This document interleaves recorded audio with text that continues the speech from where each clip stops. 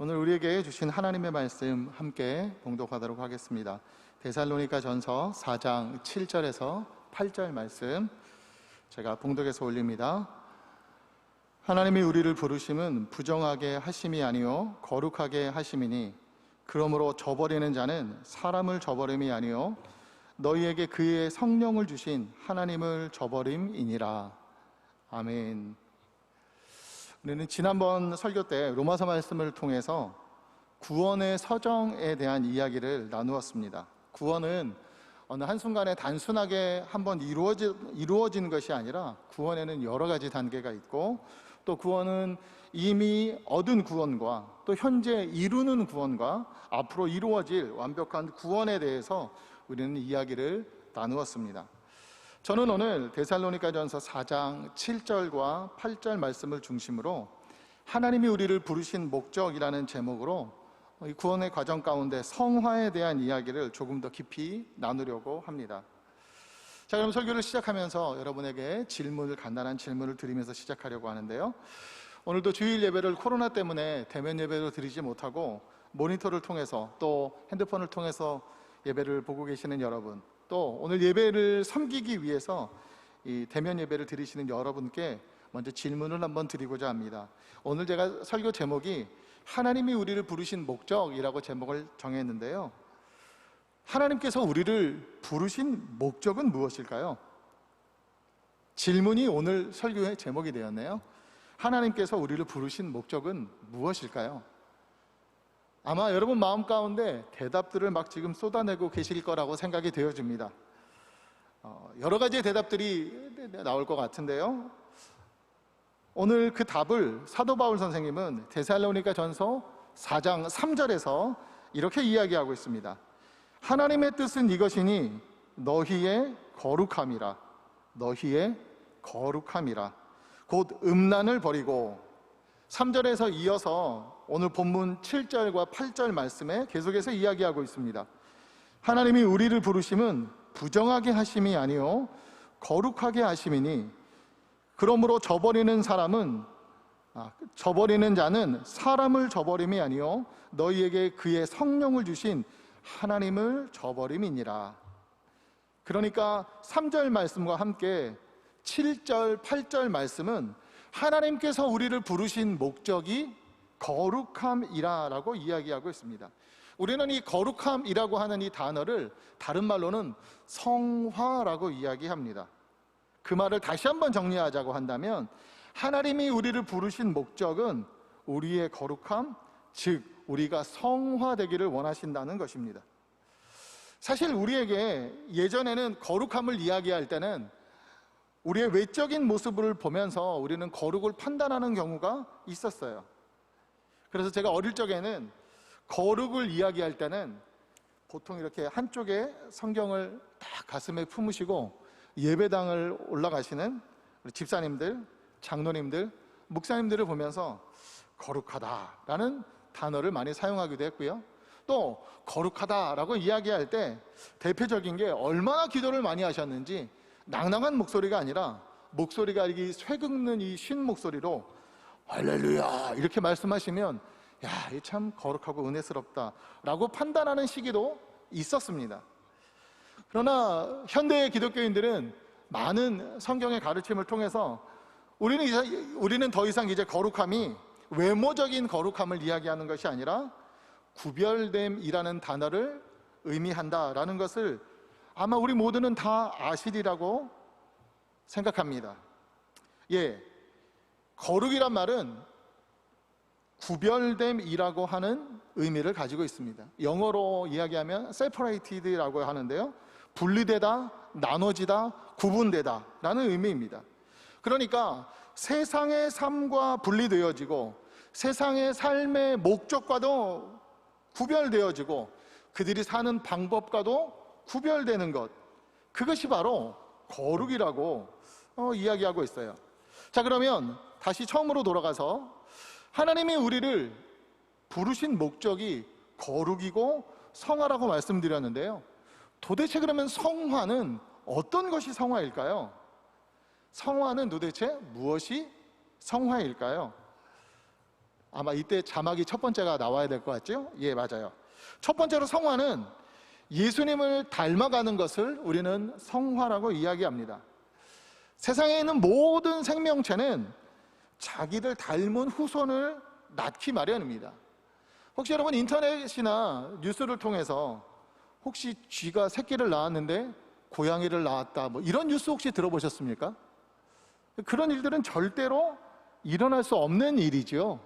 예, 아무리 뭐 뉴스 토픽이라고 해도 절대로 일어날 수 없는 일입니다. 저는 살면서 아직도 이해가 안 되는 부분이 하나 있어요. 그게 뭐냐면, 이상하게 금방 아기를 낳아서, 금방 아기를 엄마가 낳았는데 되게 아기가 쭈글쭈글하고 못생기고 저는 잘 못 알아보겠는데, 이상하게도 할아버지 할머니들은 오셔서 이런 이야기를 하셔요. 야, 얘가 콧날이 이렇게 높은 걸 보니까, 오똑하게 선 걸 보니까 지 엄마를 닮아서 얘가 콧날이 아주 그냥 높게 잘생겼네. 아니, 이 녀석이 눈이 부리부리한 걸 보니까 지 아비를 닮아가지고 눈이 부리부리하네. 아직도 저는 아이들이, 저희가 셋을 낳았는데 바로 낳은 아이들은 제가 보기에도 그래 쭈글쭈글하고 별로 이뻐 보이진 않는데, 이 할아버지 할머니들의 말씀은 그렇게 말씀하시는 것들을 보면서 잘 이해할 수는 없지만, 어쨌든 그 아이는 그 어르신들이 말씀하신 대로 아이가 자라면서 엄마를 닮기도 하고 아빠를 닮기도 하면서 결국에는 가족들이 다 닮은 모습들을 우리는 다 같은 모습들을 우리는 봅니다. 그러면 여기서 질문을 하나 드려야죠. 사랑하는 평강교회 가족 여러분, 평강의 가족 여러분, 우리가 예수님처럼 또 예수님 때문에 하나님의 자녀가 되었다고 한다면 우리는 누구를 닮아야 하는 걸까요? 정답은 바로 우리는 하나님의 형상을 닮아야 하는 것이지요. 성화라고 하는 과정은 결국에는 하나님의 형상을 닮아가는 것을 우리는 성화라고 이야기하는 것입니다.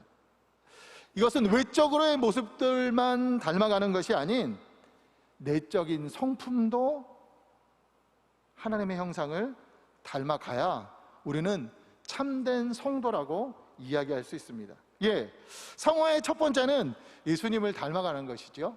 성화의 두 번째입니다. 성화의 두 번째는 전인적인 성화가 있어야 된다는 것입니다. 여기서 전인적인 성화라고 이야기할 때는, 전인적이란 말이 좀 어려운데요, 다른 말로 하면 지적으로, 감정적으로, 의지적으로 우리는 거룩하게 변해야 된다는 것입니다. 이럴 수 있어요. 설교를 듣다가 맞아, 그 설교 내가 오늘 은혜 받았어, 그렇게 살아야 되겠다. 잠깐 그 설교를 동의한다고 해서 우리는 성화라고 이야기하지 않습니다.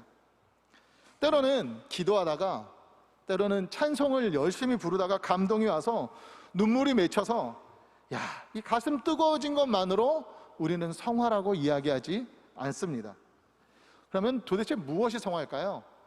하나님의 말씀으로 지적으로 나의 삶의 생각이 바뀌고 계속적으로 감정적인 변화가 일어나고 결국엔 의지적으로 내 삶이, 내 행동이 변화해야만 우리는 성화라고 이야기합니다. 이처럼 성화는 한 부분만 잠깐 바뀐 것으로 성화라고 이야기하지 않고요, 전인격적으로, 지적으로, 감정적으로, 의지적으로 변하고 움직여야 우리는 성화라고 이야기합니다. 예, 두 번째는 전인적인 성화를 이야기했고요, 세 번째 성화는 하루아침에 이루어지는 것이 아니라 우리의 전생애를 두고 일어나는 사건, 그래서 성화는 우리의 전생애를 두고 조금씩 일어나는 사건입니다.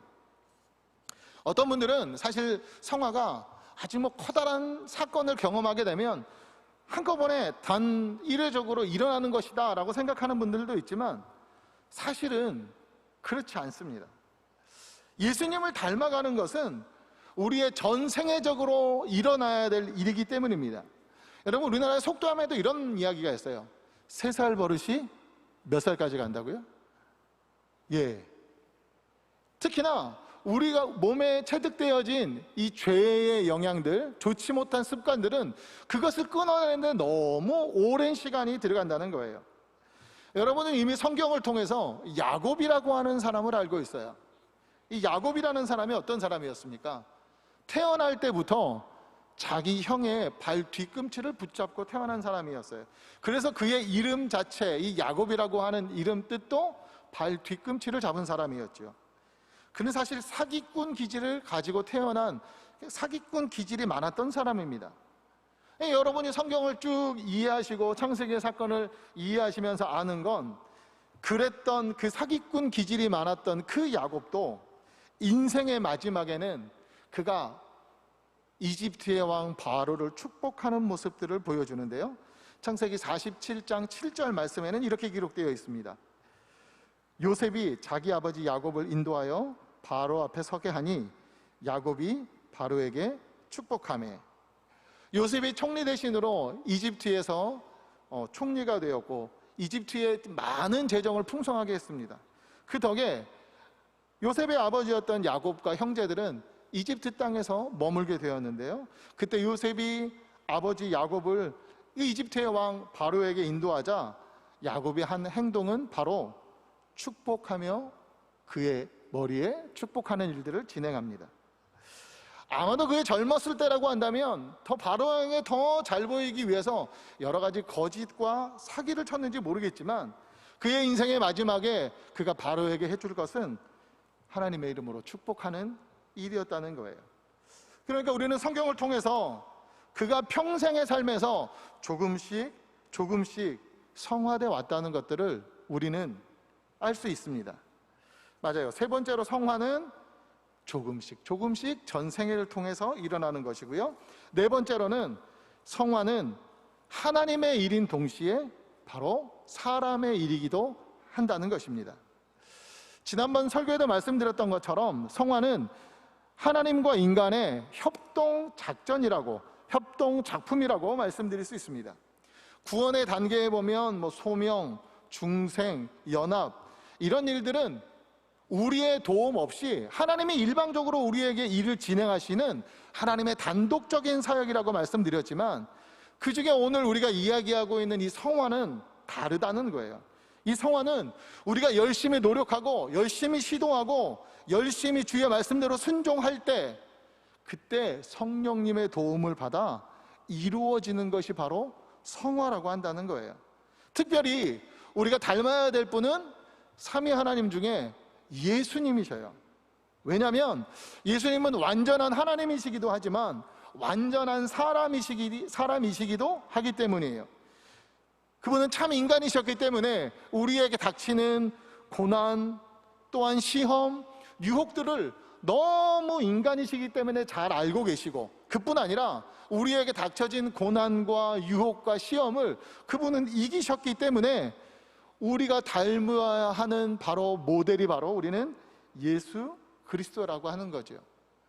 그러나 우리 하나님께서는 우리가 그렇게 결단함에도, 우리가 그렇게 작정함에도 실패할 것을, 우리의 연약함을 잘 아셔서 우리의 능력만으로는 예수님을 닮을 수 없다는 것을 알기 때문에 성령님을 보내주셔서 우리가 날마다 거룩함에 이르도록 인도하시는 일들을 성령님에게 보내주셨어요.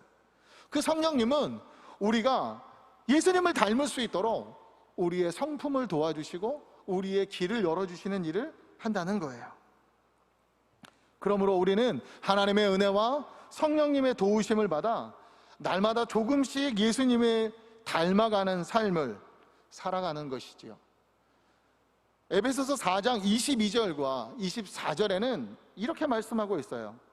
너희는 유혹의 욕심을 따라 썩어져가는 구습을 따르는 옛사람을 벗어버리고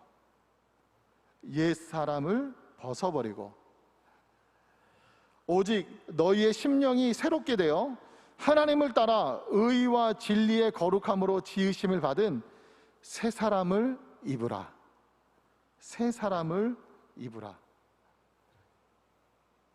그렇게 우리는 새 사람을 입음과 하나님의 은혜로 새 사람을 입기 위해서 말씀과 기도를 통한 영적인 훈련, 또 연습, 그리고 가장 결정적인 순종이 필요한 것입니다. 우리는 그러면 성화가 무엇인지 네 종류에 대해서 이해를 했어요. 그러면 우리 마음 가운데 이런 생각이 들 수 있어요. 목사님, 성화에 대해서는 조금 이제 알겠어요. 알겠는데, 그런데 현실적으로 이게 우리가 이 세상에서 진짜 예수님을 닮아간다는 게 이게 가능한가요? 우리가 예수님을 100% 닮아갈 수 있다는, 이 세상에서 예수님을 100% 닮아갈 수 있다는 이것이 실제 가능한 일인가요? 예, 이 성화에 대한 부분들, 예수님을 닮아가려고 하는 이 성화에 대해서도 극단적인 시각이 있어요. 첫 번째로는 우리는 절대 예수님을 닮을 수 없다라고 생각하는 사람들이 있어요. 우리는 죄인인데 우리가 어떻게 죄 없으신 예수님을 100% 닮아갈 수 있는가라고 말하는 분들이 있어요. 맞아요. 그게 사실이죠. 죄인인 우리가 이 세상을 살면서 예수님을 완전히 닮을 수 있다라고 생각하는 것은 좀 어떻게 보면 불가능한 일이죠. 그러나 이런 생각들 때문에 처음부터 예수님을 닮으려고 노력조차 하지 않는 것은 잘못된 생각이라는 거예요. 사실 이런 생각을 가지고 있는 건 예수님이 우리에게 주신 은혜에 대한 모독이자 배신이라는 거예요. 사랑하는 여러분, 예수님이 여러분을 왜 구원하셨나요? 예수님이 구원하신 다음에, 야, 내가 보니까 니들은 내 수준이 될 수가 없어. 그러니까 니들 편하게 하고 싶은 거 하고 나중에 천국에 오든지 말든지, 이렇게 하려고 예수님이 우리에게 구원을 주셨을까요? 예수님이 우리를 위하여, 우리를 구원하기 위해 십자가를 지시고 핏방울과 땀방울을 흘렸던 그 고통을 우리가 알고 있다면 우리는 그렇게 반응해서는 안 되는 것이죠. 예, 첫 번째 의견은 절대로 예수님을 닮을 수 없다라는 의견이 있고요. 또 다른 생각은 이 땅에서도 완전히 예수님과 똑같이 성화될 수 있다라고 주장하는 사람들도 있습니다. 극과 극이 아주 대조적인 사람들이죠. 이분들은 주로 건강한 교단이기보다는 작은 군소교단이나 자신이 예수라고 이야기하는 그런 사람들 중에 이런 이야기를 하는 사람들이 많아요. 여러분, 혹시 완전히 정말 우리가 예수님을 닮을 수 있을까요? 우리의 연약한 삶을 살다 보면 마음으로는 예수님을 닮고 싶은데 그게 잘 안 될 때가 많아요. 예수님을 따라가다가 작은 문제 때문에 넘어지고 쓰러지는 일들이 많다는 거예요. 여러분, 이런 시도 해보셨잖아요. 어느 은혜를 받아서 기도원을 한 일주일 들어가셔서 이 기도원에서 몸을 휴양하면서 은혜를 받아서 세상이 다 주님을 찬양하는 것 같고 나도 주의 이름을 찬양하는 것 같고, 때로는 어떤 은혜 부흥에 참석하셔서 말씀으로 충만하게 은혜를 받고, 야, 내가 정말 주님의 뜻대로 살아야 되겠다 결단하면서 나의 삶이 바뀌어야지, 이럴 때도 있고요. 새벽 사경회를 통해서 이 말씀을 들으면서 내가 거의 성화된 것처럼 예수님을 닮아가는 삶을 살아가는 것처럼 생각했는데 어느 순간 시간이 지나면서 작은 문제 때문에 그것이 유혹이 되고 시험거리가 되고 넘어질 거리가 돼서 좀 시간이 지나고 보면 나는 그래도 좀 나아졌다고 생각했는데 어느 날 시간이 지르고 내 모습을 보면 성화되기는커녕 처음에 내 모습으로 돌아와 있는 모습들을 발견하고 있지는 않으십니까? 사실 우리 삶에 있어서 영원한 성화는, 완전한 성화는 사실 이룰 수 없는 게 사실입니다. 완전한 성화는 언제 이루어져요? 우리가 죽은 이후에 예수님을 만나고 부활할 때 이루어지죠. 당선실 구원의 서점 가운데 현재와 미래의 사진 그림 좀 보여주시겠어요? 네, 감사합니다. 우리는 이전에 주님께서 일방적으로 우리에게 주셨던 과거의 구원을 지난번에 이야기했고요. 오늘 이야기하는 이 현재의 구원을 이루어야 되는 성화에 대한 이야기를 하고 있어요. 그리고 이 완전한 성화는 미래의 영화의 모습으로 우리는 일어날 것 같게 된다는 거죠. 자, 그러면 성화에 대한 가장 건강한 생각은 무엇일까요? 종교개혁자들은 우리가 이 세상에서 완전한 성화에 이르는 것은 불가능하다라고 이야기합니다. 그러나 그 뒤에 덧붙여 이렇게 이야기합니다. 하나님께서 허용하시는 범위 안에서는 가능하다라고 이야기하고 있어요.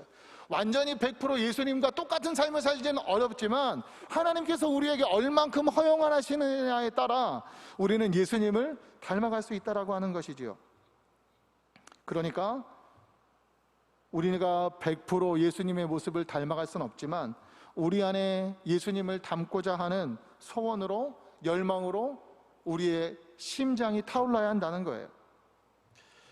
18세기의 영국은 도덕적으로, 영적으로 매우 부패하고 타락한 시대였습니다. 당시에 영국의 교인들의 특징이 있다고 한다면 불신앙과 불경건이 그들의 특색이었어요. 교인인데 불신앙이래요. 교인인데 불경건이래요. 사람들은 영적으로, 육적으로 게을렀고 무력한 삶에 빠져져 있으며 음주와 방탕이 지성이라고 이야기하는 대학 안까지 밀려 들어와서 음주와 방탕이 혼탁한 시대였어요. 혹시 이 상황이 우리나라와 좀 비슷하지 않습니까? 그때 요한 웨슬레를 주축으로 한 5명의 청년들이 대학교 안에서 자기네들끼리 작은 그룹을 만들었어요. 사람들은 그들을 비웃으면서 뭐라고 얘기하냐면 홀리클럽이라고 얘기했어요. 그 사람들이 거룩하기 때문에 홀리클럽이 아니라 그래 해봐라 5명끼리 이러면서 비아냥거리며 그들의 이름을, 그들의 별명을 홀리클럽이라고 정해주었어요. 그들은 스스로 매주 성찬식을 거행했고 내적인 순결을 유지하기 위해 힘썼고 신앙의 향상을 위한 그 목표를 설정해 놓고 일정한 시간표대로 학업과 종교의 의무를, 또 종교의 훈련을 실시했어요. 18세기 중반 후반쯤에는 영국에 아주 커다란 부흥운동이, 회복운동이 일어나게 되었어요. 그런데 나중에 교회사를 통해서 보니까 그 영국의 커다란 복음주의 부흥운동의 핵심이 아까 말씀드렸던 요한 웨슬레를 주축으로 한 찰스 웨슬레, 조지 휘필드 같은 홀리클럽 멤버들이 주축이 되어서 한 나라의 회개운동과 한 나라의 영성을 바꾸어 놓는 일들에 주축이 되는 사건이 있었다는 거예요. 이처럼 성화는 교회사의 많은 사람들의 모습들을 통해서, 성도들의 모습들을 통해서 그 가능성을 볼 수 있는데요, 실제로 성경 안에도 예수님을 닮았던 사람들이 많이 기록되어 있어요. 그 대표적인 인물이 바로 저는 스데반 집사라고 이야기하고 싶어요. 여러분이 잘 아는 것처럼 이 스데반 집사는 복음을 전하다가 돌에 맞아 죽으면서도 하나님께 기도했던 사람이에요. 사도행전 7장 59절 60절 말씀에는 이렇게 기록되어 있는데요, 그들이 돌로 스데반을 치니 스데반이 부르짖어 이르되 내 주여 내 영혼을 받으시옵소서 하고 무릎을 꿇고 크게 불러 이르되 주여 이 죄를 그들에게 돌리지 마옵소서, 이 말을 하고 자니라. 그의 삶과 그의 반응이 예수님을 닮은 모습이었어요. 더 나아가 예수님이 변화선상에서 보면 천사처럼 얼굴이 빛났었다라고 하는 기록이 있는데요, 사도행전 6장 15절에도 스데반의 얼굴에 빛나는 모습들을 기록하고 있는데요, 6장 15절 제가 봉독합니다. 공회 중에 많은 사람이 다 스데반을 주목하여 보니 그 얼굴이 천사의 얼굴과 같더라. 스데반이 얼마나 주님을 닮고 싶어 했을까요? 스데반뿐 아니라 사도 바울도 예수님과 많은 닮은 삶의 모습들을 보여주고 있어요. 특히 그의 사상과 생애와 그의 전인격적인 모습들을 보면 정말 예수님을 닮고 싶어 하는구나라는 것들을 우리는 알 수 있는데요, 그 바울의 열망은 그가 얼마나 예수님을 사랑했는지를 보여주고 있어요. 빌립보서 3장 7절에서 9절 말씀에는 사도 바울의 이런 고백이 있어요. 제가 봉독합니다. 그러나 무엇이든지 내게 유익하던 것을 내가 그리스도를 위하여 다 해로 여길 뿐더러, 내게 유익한 것을 내가 그리스도를 위하여 다 해로 여길 뿐더러 또한 모든 것을 해로 여김은 내 주 그리스도 예수를 아는 지식이 가장 고상하기 때문이라. 내가 그를 위하여 모든 것을 잃어버리고 배설물로 여김은 그리스도를 얻고 그 안에서 발견되려 함이니 내가 가진 은은 율법에서 난 것이 아니요 오직 그리스도를 믿음으로 말미암은 것이니 곧 믿음으로 하나님께로부터 난 의라. 사도 바울의 삶을 한마디로 정의하기는 어렵지만, 정의한다고 한다면 그의 삶의 목표는 예수님을 닮으려고 했다는 것입니다. 사랑하는 평강의 가족 여러분, 나는 원래 죄인이기 때문에 안 돼요. 그래서 나는 예수님을 닮은 시도조차도 하지 않아. 그게 현명한 거야. 이렇게 자신을 포기하고 성화의 노력을 시작하지 않는 사람은 그 사람의 평생 일생에 그는 성화될 수 없는 사람입니다. 비록 100% 내가 예수님을 닮을 수는 없겠지만 어느 정도 내가 노력하면 주님이 은혜를 주셔서 가능한 일이라고 생각을 해야 된다는 거예요. 성경이 증언하는, 교회사가 증언하는 홀리클럽의 멤버들처럼, 스데반 집사처럼, 바울처럼 하나님이 은혜를 주시기만 한다면 내가 예수님을 닮겠다라고 하는 분명한 목표를 가지고 노력하는 자에게 하나님이 성화의 길을 가게 하신다는 거죠. 그러면 우리가 성화의 길을 가기 위해서는 구체적으로 어떤 일을 해야 된다는 걸까요? 마지막으로 우리가 예수님을 닮기 위해서는 어떤 일을 해야 된다고요? 말을 조금 바꾸면 우리의 성화를 위해서 내가 할 수 있는 일은 무엇이 있다는 걸까요? 경건에 이르는 훈련이 필요합니다. 경건에 이르는 훈련, 말이 좀 어려워요. 이 경건에 이르는 훈련에는 두 가지가 필요한데요. 첫 번째는 내 안에 있는 죄를 죽이는 것입니다. 첫 번째가 뭐라고요? 죄 죽이기. 경건에 이르는 훈련 두 번째는요, 내 안에 있는 은혜를 살리는 것입니다. 두 번째는 뭐라고요? 은혜 살리기. 맞아요. 여기서 죄 죽이기라고 하는 이야기는 우리 안에 있는 악한 습관들하고 싸워야 된다는 거예요. 이거는 그냥 해결될 문제가 아니에요. 내 안에 죄를 죽인다는 것은 죄의 습관들을 내가 거두어야 된다는 거죠. 두 번째, 은혜 살리기라는 건 무슨 얘기냐면 내 안에 있는 하나님의 은혜를 점점 살려내야 된다는 거예요. 내 안에 점점 하나님의 은혜가 많아지면 내 안에 선한 습관들이 점점 생겨나고 점점 자연스럽게 하나님이 기뻐하는 일을 할 수 있게 된다는 거예요. 그러니까 거룩해진다는 것, 예수님을 닮아간다는 것, 우리가 성화를 이루기 위해서 해야 될 것들은 두 가지라 그랬어요. 첫 번째는 죄를 죽이는 것과 두 번째는 은혜를 점점 살려내는 것이에요. 그럼 구체적으로 우리는 어떤 죄를 죽여야 하는 걸까요?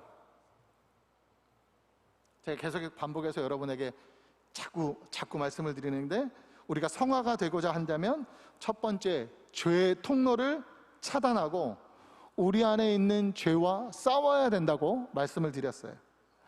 4세기에는 신앙의 경건을 고민했던 사막의 수도자라고 했던 믿음의 선배들이 교회사에 나타나고 있어요. 이 사막의 수도사들은 기독교의 대표적인 7가지 제약들을 제시하면서 기독교인들은 이것들과 싸워야 된다라고 이야기하고 있어요.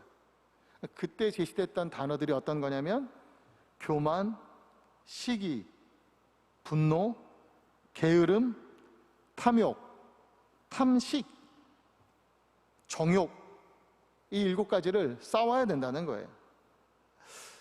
이 7가지는 사실 사막의 교부들에부터 시작이 돼서 1500년 이상 교회의 경건의 훈련으로 전해 내려온 7가지 대제를 이야기하고 있어요.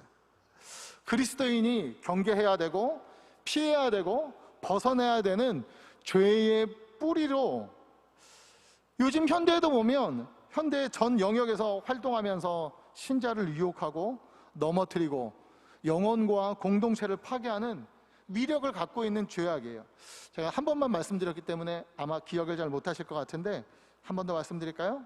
그것이 바로 교만, 시기, 분노, 게으름, 탐욕, 탐식, 그 식욕을 얘기하는 거예요. 탐식, 그 다음 정욕, 이 7가지입니다. 우리가 거룩해지려고 한다면 우리 안에 이 7가지의 죄악의 뿌리가 되는 것들을 물리쳐야 된다는 거죠. 우리 마음 가운데 이런 죄악을 부추기는 것들을 강력하게 제재해야 된다는 것입니다. 그래서 우리 안에 교만을, 시기를, 분노를, 게으름을, 탐욕을, 탐식을, 정욕을 죽여야 한다는 거죠. 죽이라는 표현이 좀 잔인하게 보이긴 한데요, 죽이라는 표현은 어떤 내용이냐면 그것이 나를 주장하지 못하도록, 힘을 빼도록 줄여놓는 것, 적게 만들어 놓는 것. 우리가 100% 하나님의 은혜로만 가득 살고 싶지만 우리는 늘 죄에 넘어지기 때문에 그 죄악의 조건들이 나를 좌지우지하지 못하도록, 결정권에 있어서 아무런 힘을 실어들지 못하도록 만드는 게 바로 죄를 죽이는 거라는 거예요. 저는 우리 평강의 모든 가족들이 이 죄가 우리를 좌지우지 못하도록 힘쓰시는 저와 여러분이 되시길 말씀으로 축복드립니다. 자, 첫 번째가 죄 죽이기였다면 두 번째는 뭐라고 그랬죠? 은혜 살리기라는 거예요. 앞에서 말씀드린 것처럼 거룩해지는 방법은 죄를 죽이는 동시에 은혜를 살려야 되는 거죠. 예, 은혜로운 도구들을 적극 활용해야 된다는 거예요. 제일 먼저는 우리가 잘 알고 있는 성경을 읽어야죠. 성경을 읽고 성경을 암송하고 성경을 연구하면서 하나님이 우리에게 주시는 진리를 깨달아야 된다는 거예요. 또 중요한 요소 중에 기도가 있어요. 기도야말로 예수님을 닮아가는 가장 적극적인 도구가 바로 기도라고 하는 거죠. 위대한 믿음의 선배들은 하나님의 말씀과 이 기도의 생활들을 함께 병행하며 그 삶 가운데 의로운 길로 나아갔다는 거예요. 또 우리가 빠뜨리면 안 되는 3가지 요소가 있는데요, 하나는 세 번째는 예배입니다. 예배를 통해서 우리의 내면이 바뀐다는 거예요. 예배당에 들어오기 전까지는 다른 마음을 가지고 있었지만 예배를 마치고 나아갈 때는 주님이 우리 마음 가운데 내면의 세계가 바뀌도록 우리를 도와주시는 사건이 바로 예배입니다. 그래서 오늘도 하나님은 영과 진리로 예배하는 자들을 찾으신다고 오늘 이야기하고 있어요. 이 외에도 여러 가지의 종류들이 있지만 중요한 원칙은 이거예요. 내가 우리 편에서 하나님의 경건을 위하여 해야 될 것들을 게을리한 채 하나님이 나를 거룩하게 만들어줄 거라고 하는 생각은 착각이라는 거예요. 내가 예수님을 닮기 위해서 부정적인 면이든 긍정적인 면이든 힘써서 경건을 훈련하지 않으면 우리는 예수님을 따라갈 수 없다는 거예요.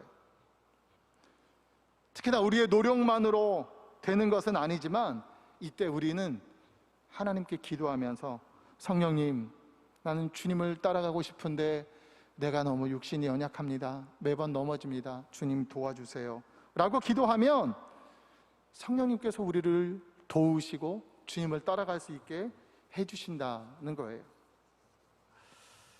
이제 오늘의 설교를 정리하려고 합니다. 오늘 설교의 제목처럼 하나님께서 우리를 부르신 목적은 거룩이었습니다. 그 말을 바꾸면 성화를 요구하셨습니다. 또 바꾼다고 한다면 우리가 예수님을 닮아가기를 원하십니다. 그리고 오늘 본문의 말씀은 이렇게 이야기하고 있어요. 이것들을 저버리는 것, 예수님을 닮아가는 것들을 포기하고 성화되기를 포기하고 거룩을 포기하는 것은 사람을 저버리는 것이 아니라 성령을 주신 하나님을 저버리는 일이라고 말씀하고 있어요. 아주 두려운 말씀이에요. 사랑하는 평강의 가족 여러분, 저는 우리 평강의 모든 가족 여러분이 한 분도 하나님이 부르신 목적을 저버리는 분이 한 분도 없기를 소망합니다. 저는 우리 평강의 모든 가족들이 스데반처럼, 바울처럼 예수님에게 삶의 초점을 맞추고 예수님을 닮아가려고 노력하는 분들이 되시기를 다시 한번 말씀으로 부탁드립니다.